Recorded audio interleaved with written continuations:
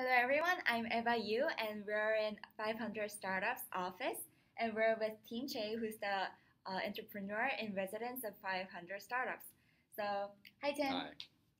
Hi. So just to start off, Sure. could you please introduce yourself? Sure. I'm an entrepreneur in residence here at 500 Startups. I joined 500 back in September last year as an EIR.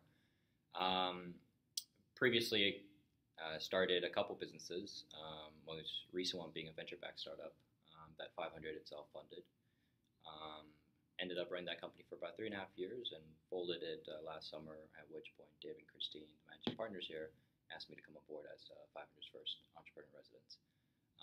So that was then, and ideally by this time I would like to have started a company by now, another one, but um, I'm actually transitioning over to a full-time investment role here at 500 to head up investments in Korea.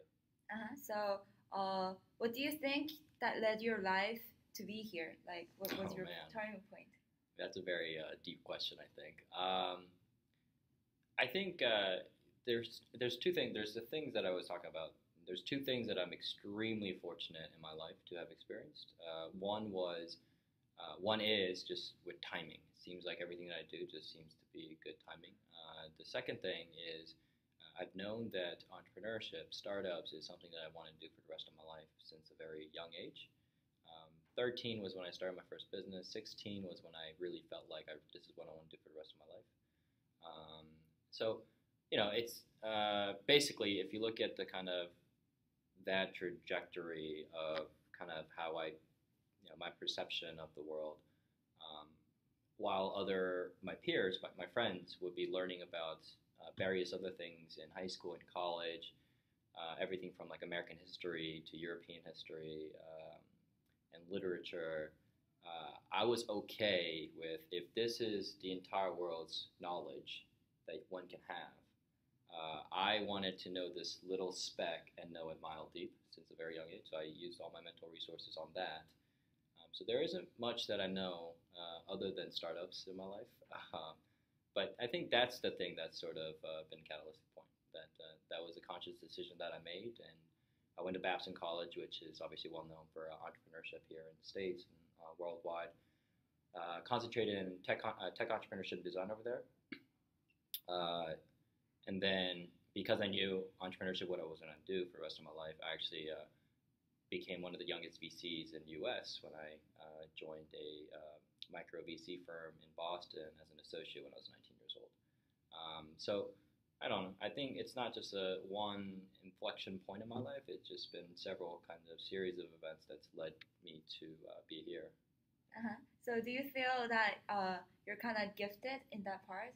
I don't know if I'm gifted, but I think, like I said, with timing and me knowing what I want to do for the rest of my life at a very early age, those aren't things that I can control. It has nothing to do with how smart I think I am. It has nothing to do with how talented I think I am. I think it's just things that I'm just been blessed with. Just the fortune of having that is a tremendous blessing that I'm very humbled by, and I always think about it all the time. So yeah, I don't give myself any credit for that. I was just really lucky to be able to experience that.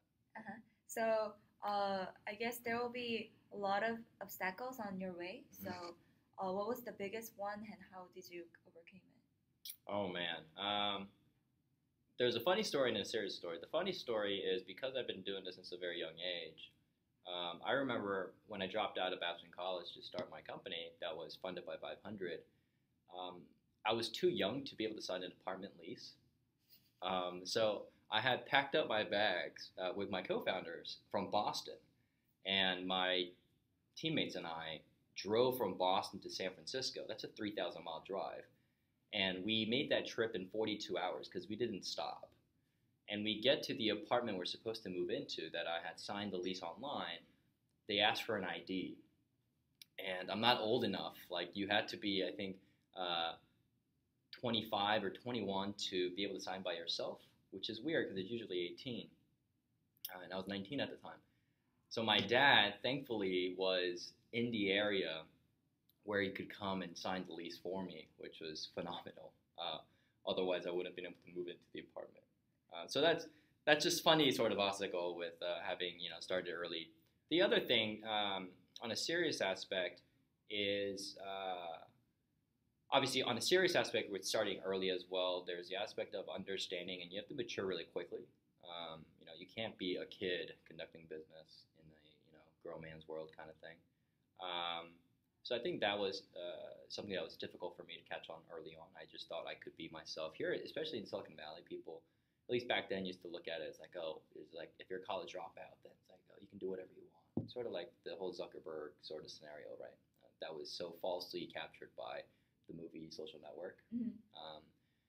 But I think the other obstacles too is, like I've had my share of success, but I've certainly had my great share of failures as well. Like I think the most recent obstacle that I had to overcome to get here was the company that I've been working on for 3.5 years with venture funding and employees that I had and customers that we were serving. We couldn't turn a profit, and we had to ultimately, long story short, shut down the business after 3.5 years. That's me working 80 to 100 hours a week on it every single week. So when that sort of collapsed underneath me, it took me about 2 to 3 months for me to get my head together. So that was a difficult period, and I think that effect still lingered on for about 6 months to a year after that. Wow. Yeah. So, how is it like to be here in 500 Startups, and what's your role as a EIR? Yeah, so like I mentioned, my role is obviously changing, but as an EIR, I was brought on here having gone through the accelerator process myself. I was actually part of batch 3 back in 2011. So having gone through the program and did it well and raised good money outside of that and having a good network here in Silicon Valley allows me to come into this accelerator program and mentor these startups one-on-one and kind of tell them, share my network with them to give them strategy, to help them fundraise, to product, everything that my background is, just to help them out on it. So that was sort of my day-to-day with the greater objective, but that by hopefully this time I would have fallen in love with something that I want to pursue for a startup where 500 would back it and I can get other investors on board for me to start my next company. Obviously, I tried a couple things. There wasn't anything that I was innately passionate about, which led me to now joining the investment team here at 500 and heading up the Korean investments and initiatives that we'll be announcing probably within the next 60 to 90 days. Uh-huh. So could you also share your future plans? For what? For me personally, 500? Yes. My personal plans? Your personal vision, I guess? Man, I mean, I have these grandeur sort of dreams, obviously. I don't want to give you the list items because some of them are very, elementary, I would say, but and sort of embarrassing.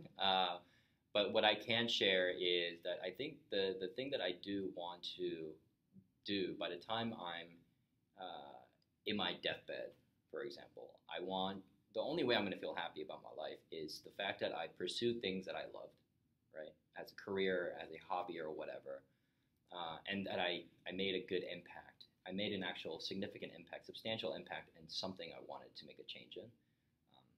I don't know what that is quite yet, but hopefully I'll figure it out in the next 10, 20, 30 years. Uh-huh. So, as you've been born and raised in Korea mm-hmm. and came here, so how do you feel or think about Korea?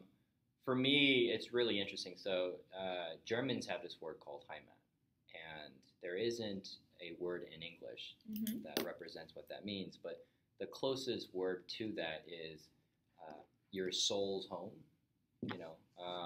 That's how I feel about Korea, even though I was, I've lived here now. I've lived in the States majority of my life, right? I moved here when I was 10. But still, even to this day, so when I was back in Korea for the first time in 10 years, that was in May. That was the first time in 10 years. But even if I hadn't gone to Korea, but I still followed, Korea in the Olympics, World Cup. I just felt like a sense of some emotional attachment to that, like Heimat.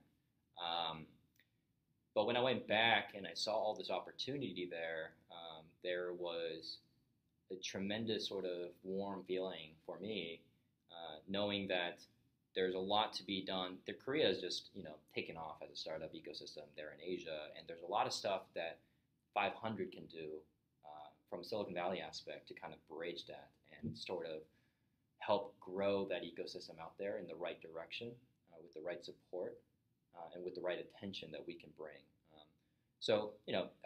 I was just really, it was just an interesting thing for me where I sort of sat in the middle of being able to sort of make those two things happen together. So answer your question, shortly and crisp, I view it as my IMAC, sort of my soul's home. But obviously, I'm very American at the end of the day. So it'd be great to see how the next year, 2, 3 years sort of transpires. Uh-huh. Well,